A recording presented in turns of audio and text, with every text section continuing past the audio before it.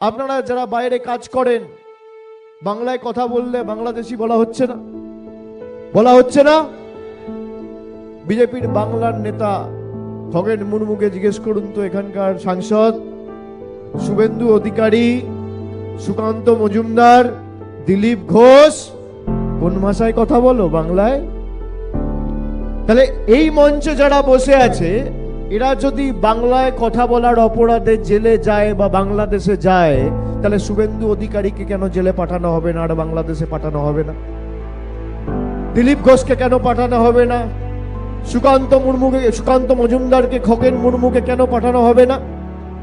একই যাত্রায় পৃথক ফল তো হতে পারে না। আমরা তো সবাই বাংলায় কথা বলি। ক্ষমতা থাকলে অমিত শাহ, নরেন্দ্র মোদীর আর বিজেপি সরকারের 10 কোটি বঙ্গবাসীকে জেলে ঢোকাও। তোমার কত বুকের পাটা আর কত বড় বাপের বেটা, মানুষের কাছে প্রমাণ করো যে তুমি সবাইকে জেলে ঢুকিয়ে গণতন্ত্রকে ভুলণ্ঠিত করে বাংলা দখল করতে চাও।